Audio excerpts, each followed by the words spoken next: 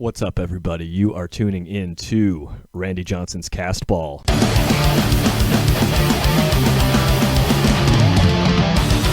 This is the Lost Art Podcast.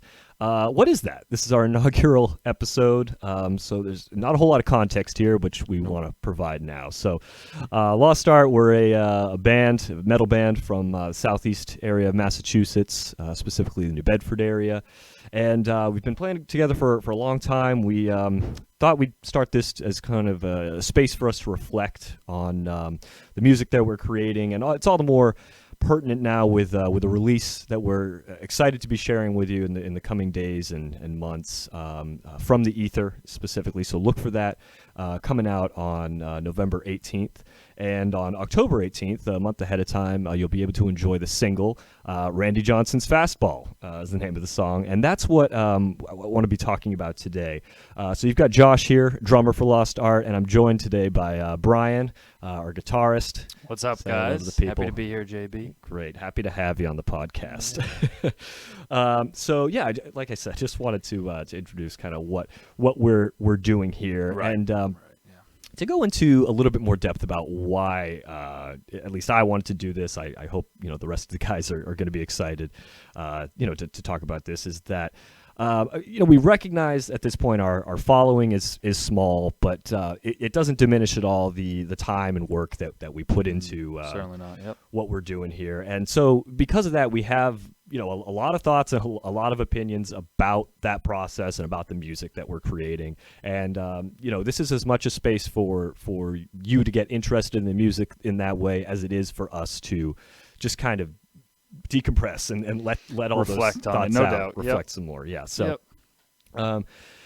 So that's one of the reasons. And more specifically, the idea came to me because it was 2009 or so when Avenged Sevenfold's self-titled album came out, and that was a really landmark moment for me with this kind of thing, because it really just allowed for me to connect with that music from that album in a really substantial way, seeing them being interviewed, talking about all of the specifics of the songs, how the writing came together, lyrics, and they're in the studio, and we want to talk about all of that. Certainly this isn't going to be as much of a production has videos and everything, but but I agree with your sentiment that it's like they give you the peek behind the curtain, and while no one really gives a shit peeking behind our curtain, it's fun to pretend. So so here we are, and I could not have said it better myself. Exactly, that's exactly what we're doing here. And you know what? If some people start to give a shit along the way, we're really happy to have gotcha, you. suckers. Yeah. We're gonna reel in the people here. So. Yeah.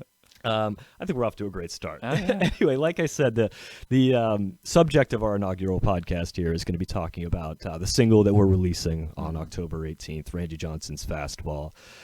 So let's get into this. How did the name of this song come about? I think we should start there. Yeah. So the song was originally, it was written, and it's certainly one of our shorter songs. I think it clocks in just around 2.5 minutes or so. And so before we had any lyrics for it or what we wanted to do with it, we had, the outline of the music, the structure of how it was written. And so for the longest time, Casey just put it in his phone as Randy Johnson's Fastball, simply because, we'd rehearse it, and just like that, it'd be over in 2.5 minutes. Whereas we were so used to writing and working on songs, the 7-8 minute range. So it was really quick for us. So, of course, much to my chagrin, the name stuck, and here we are. We got now Randy Johnson's Castball, so. Which I think is a great thing to come out of that. I'm very excited about the name of the podcast. You're welcome. Yeah, and no, credit where credit's due. You definitely came up with that. So yeah, I wanted to add, as you said, it's one of the faster songs in that it's over the quickest. Exactly. But it's also up there in the 150 BPM range, which is considerably faster than we tend to write at. Certainly, yeah. And it feels as such. Yeah. We actually, and maybe I'll get into this, as we talk more about the rest of our songs, but we have a real love for the 90 BPM range, which I think I've talked about in various band meetings, and you know what, it's fine. We like to groove a little bit. Nothing to me, but I think it's good to have something in that faster range. So and you had also talked a little bit about how this was particularly exciting because it's the only song that we have, and something you wanted to do specifically where none of the parts are repeated. So it's kind of a fastball in that way, as you're just on this ride through. Right. Yeah. I always wanted to write a song where the first time you hear a part is the last time you hear it. So like you said, verse, chorus, none of it repeats, and it's all over real quick, which I think gives it that much more of a faster feel, because you kind of jump from one part to the next before it's the outro. So I was really pleased that it came to fruition like that.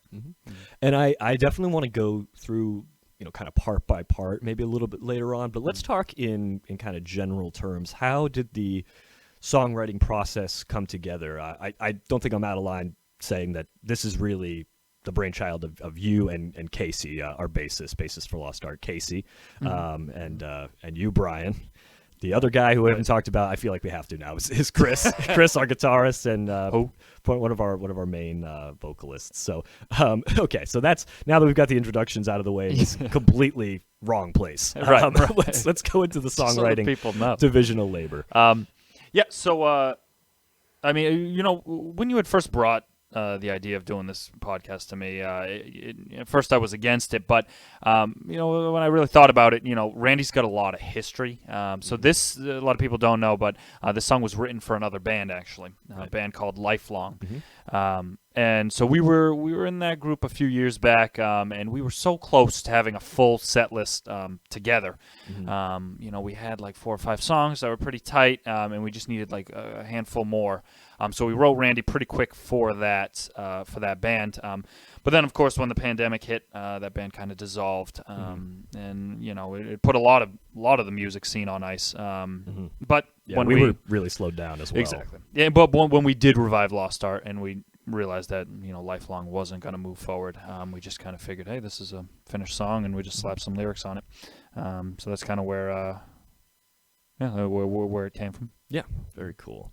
All right, so let's get into the part by part breakdown. If you're listening along at home, if you put on the song right now, you'll notice that it doesn't start with music. Now the left-hander ready, branding iron hot. The 1-2 pitch, K inserted. It's over right over the heart of the plate. What happened there, Brad?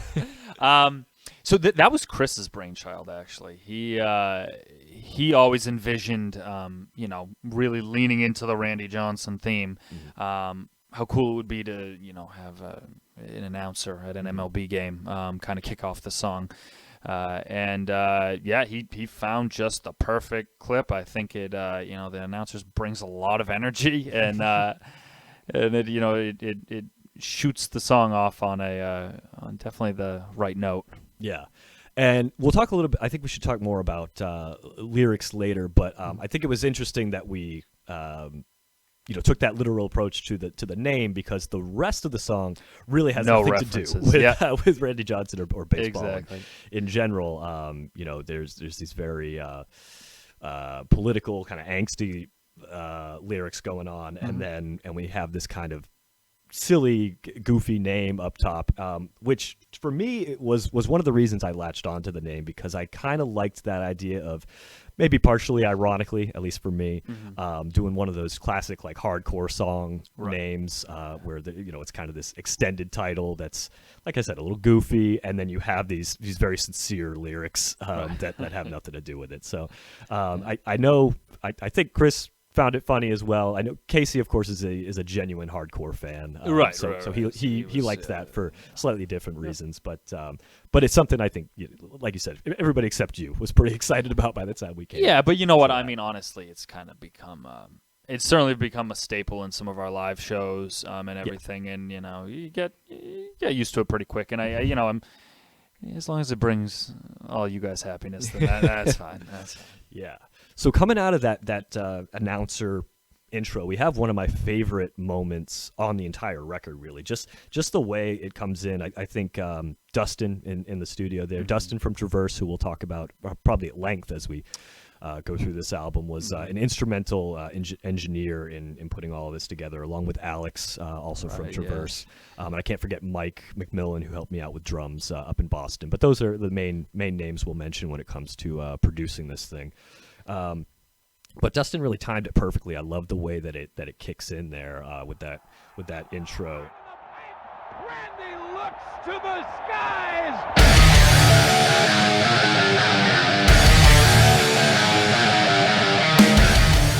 Now that intro was it came from you, as I recall. Yes, yeah, it did. So yeah, a lot of these parts that I put down for this track were actually written years ago. So we were back at Beechwood. Oh yeah, yeah, and that's Josh's mom's place when we used to rehearse in high school.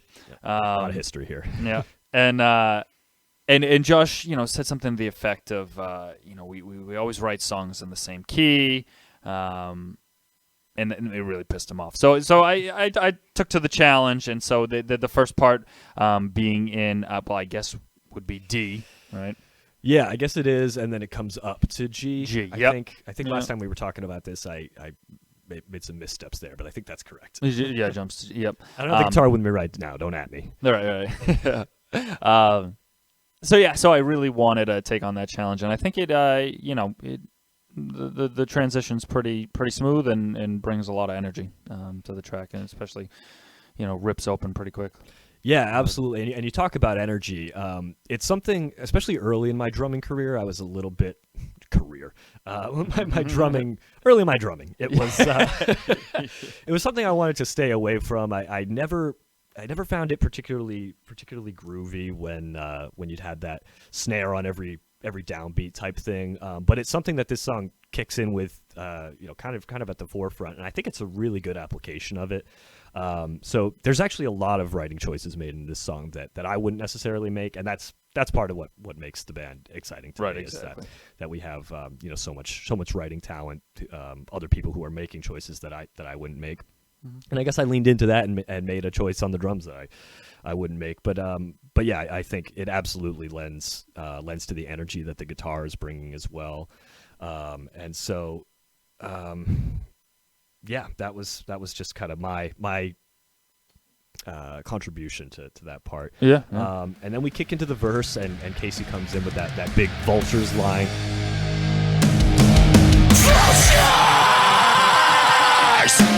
For me, that really grabs me. Oh yeah. I think we've talked about maybe doing some merchandising along those lines. All for it. Yeah, we'll see what happens there. Mm-hmm. But and that part you're saying as well was written all around the same time. Yep. Same time. It's definitely got a more punkier feel to it. Mm-hmm. Definitely, a bit of a bit of a change from what we're used to writing. But I think what Casey did with the lyrics was actually fantastic, mm-hmm. and I think it really pairs well with that type of energy that's mm-hmm. brought throughout the verse. But then like most of our songs, the verse kind of sort of deconstructs in a way where actually again our producer Dustin mm-hmm. had a big impact there. He kind of suggested a couple of the more gnarlier, kind of mm-hmm. angrier chords there. I guess you're into the pre-chorus now, aren't you? Yeah. Well, yeah, because the verse will break down. Like into, you said, yeah. Okay, it breaks down. Like I said, the parts kind of flow pretty quick. And they're so arbitrary, what we call them, but exactly. Just so we're speaking the same way. Yeah. This is the pre-chorus. If you're listening along, for all you listeners at home, yeah, take notes now. So I think we dubbed that part the Beartooth part. Which is a band Dustin really more than any of us. We're into. And Casey. Certainly not us though. No. But I guess he's famous for that kind of squealing. Yes. Which I thought in this instance worked great, and it does. Really it really sounds mean on the album. And then, but over that. I'm playing up on the higher strings on the this arpeggiated piece that really kind of slings us into the chorus well. So yeah, and I don't want to make it sound like he wrote the whole goddamn album, but I think that was a Dustin special as well. That was he added that one. But let's talk about this. I guess post-chorus. That was your brainchild there. Oh well, you just couldn't keep prog out of it, could you? I couldn't, but you're not going in order, Brian. There's a chorus before that, excuse me. which I don't want to get rid of or skip past. So let me relieve you of all your basic rights. Murder the martyrs, the truth bled in the water. We come for you at night. I think Chris had kind of an interesting arc in the studio with that. Especially the vocals right at the end.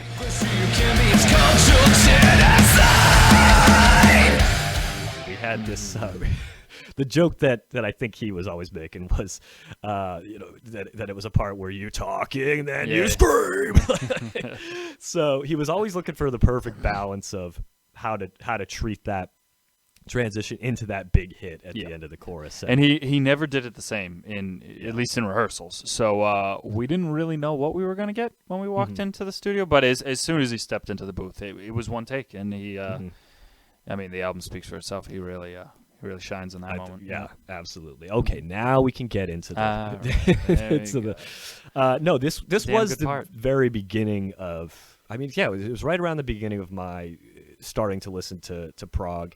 I think it's going to become pretty clear, pretty fast. If you have no experience with the band, that just listening to us talk, I'm the guy most interested in that kind of thing. Absolutely. And so there's actually a number of songs where it's maybe almost completely done, and I'm like, I'm not hearing anything that's going to show the people that we know how to write in odd time signatures, which, as we all know, is the height of morality. Like, how can you be a good person? How can you be worthy of love in 4/4? Yeah, exactly. So there's more than one song. Just couldn't leave well enough alone. Huh? Where I get to it, and I'm like, this bridge has to be. We need more odd numbers. We need fives. We need sevens. And happy you did, because just the chugs that we do paired with your kicks.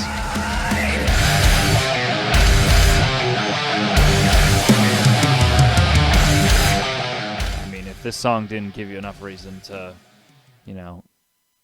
hit someone next to you, that part definitely does. And I don't know. It's over pretty much as soon as it starts, and then we give you a reason to hit somebody. That is true. That is true. The part that Casey came in. Your last chance. Yeah, if you will. Exactly. Casey came in with these big notes and these chugs that are really pretty straightforward and pretty clearly rooted in thrash metal, which we're big fans of.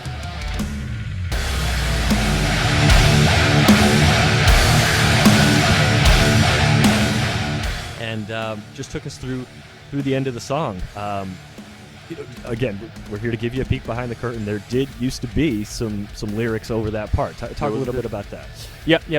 So this is probably a good point to just talk about the lyrics as a whole. Sure. Because that was sort of an interesting component of the song. So I had initially, wrote the song and had an idea for the lyrics.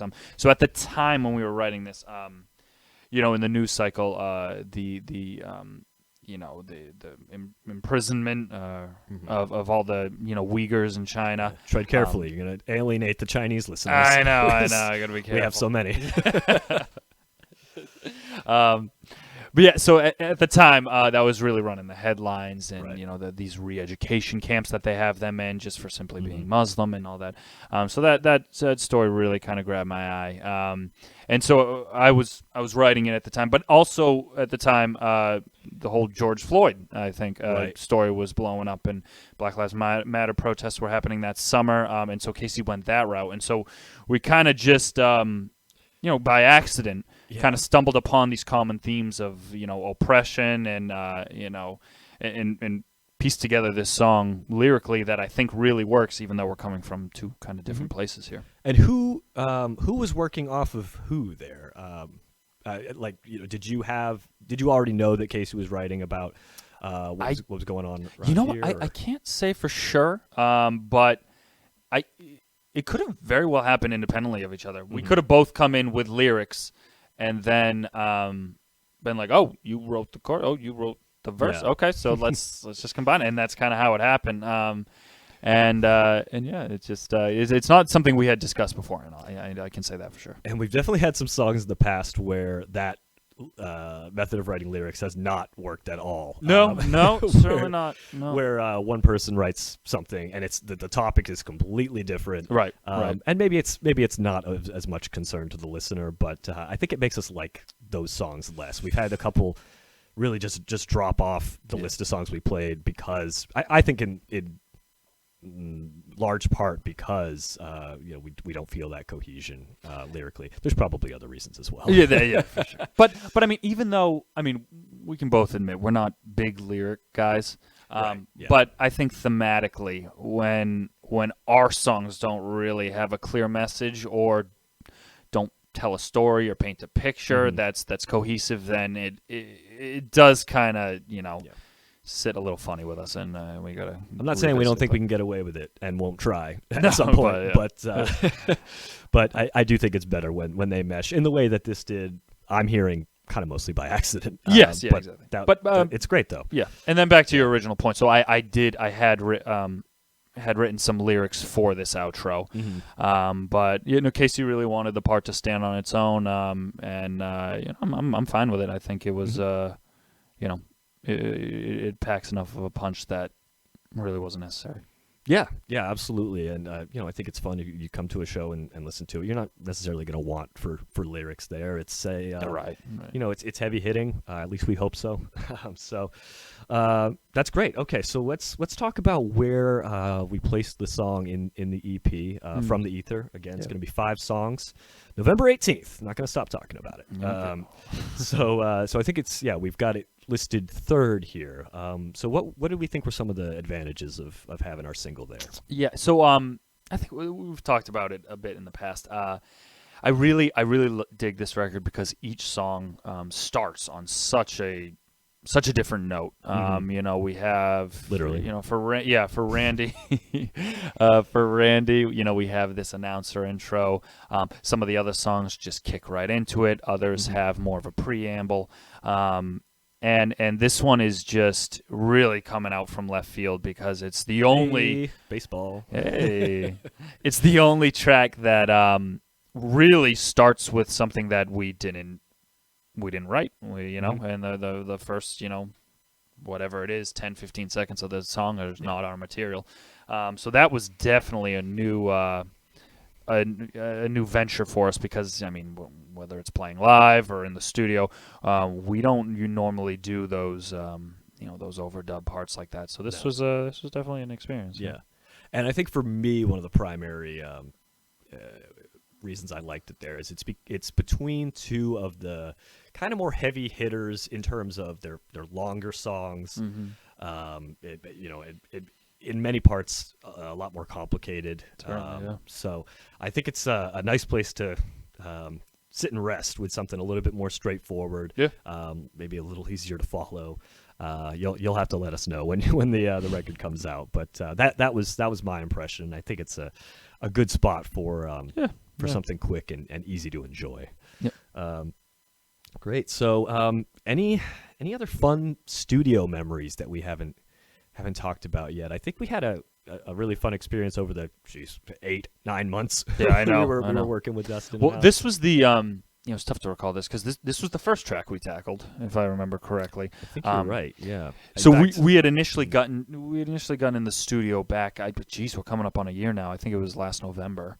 Could be. And we had done a demo version of Randy, and already it had blown us away. And then for one reason or another, we had to kind of take a pause on recording it as a whole. And I think we circled back to it maybe at the end of January. Sure. But yeah, no, I like I had kind of touched upon earlier, one of my highlights was actually getting the input from Dustin on some of those verse contributions he made. As you know, it hasn't always been the most satisfying or collaborative experience with producers in the past, and it was really great to have a guy like Dustin who did give his input, who told us what he thought would improve and elevate the music without really, frankly, being a dick about it, and just like letting us make our own creative decisions. But certainly his input was good enough that we wanted it imprinted on the album. Yeah, and I should be upfront. Like this did not come easily to me. Specifically, not letting go of creative control in that way, but just inviting somebody into a project that for so long has just been the four of us, and letting him pitch some ideas that even made it onto some of the tracks. But I think the album is better for his influence in the long run. So to your point, I mean, and correct me if I'm wrong, I never felt pressured to just blindly accept any of his suggestions. I always thought it was as comfortable as having an amicable fifth band member as possible. Yeah, I mean, I'm really glad that was your experience. I think I have some of my own issues to work through on that front. Is this a creative grab and control? What is going on here? No, it's just. I don't know. Yeah, stay in your lane, Dustin. Again, like I said, I'm very pleased with the final product. It did just take me a while to accept the role of the producer in that way. I don't think this is going to come as a surprise to anybody. Like I am very very particular, very anal. I'll even say about any of these processes. So, but I think that's. I think that's just part of it. Honestly, I mean, you had brought up the Avenged Sevenfold documentary. I remember growing up watching, watching the making of the Black Album with Metallica and just different music documentaries. And the producers really do, their name goes on it, and they really do have some input. And that's something, as we move forward as a band, that's something that I think, well, one, we're fortunate that we have some guys that we trust and respect our vision. Yeah. But two, also should feel okay letting go of the leash a little bit and seeing what other people maybe can bring to our writing, and if keeping it within who we are. Yeah. But open to let people give their input and suggestions. I think the other thing for me is that I understand how much of a anything you write, even off the cuff, is you're putting a part of yourself into that. Oh, no doubt. And no doubt. When somebody says, "I don't like that," that can be tough to swallow sometimes. Right. And so, saying that to somebody else who's giving honest suggestions and really trying to make your product better, if there's something you hear that you don't like, that's difficult for me. And so. I don't know. I feel the pressure of feeling like I can't say that, and that's where these weird resentments come from. I don't think you've ever expressed that. Well, before. I don't think any of us know that side. Oh well, that's what the podcast is for. Yeah, exactly. Yeah, that's why we're doing this. Yeah. So I don't know. Yeah, I obviously have, like I said, a lot to work through. But I'm so pleased with the way the album came out. Couldn't be happier with Dustin's contributions, and just the entire experience of working with him and Alex. We're going to be so pleased to get back in their studio when the time comes to record the next next release, which hopefully won't be too long. I mean, we've got almost everything written, so yeah, we're really looking forward to that. So I guess that's a good place for us to wrap up this first Castball. Sounds good. So once again, like I said, I'm not going to stop talking about it. I really, we're proud of this. We're excited to share it with you. We hope you listen along and continue to listen to the podcast. We have more insights to come.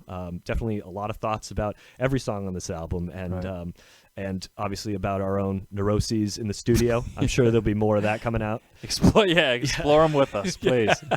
So once again, that's October 18th. Check out Randy Johnson's Fastball, the single, available on Spotify, Apple Music, wherever you get your music. And on November 18th, check out the full release from the Ether. And that night, actually, November 18th, if you're in the Providence area, please come check us out at dusk in Providence. We're playing with some great local talent that we're really excited to share the stage with. So we'll hope to see you there. Thanks so much.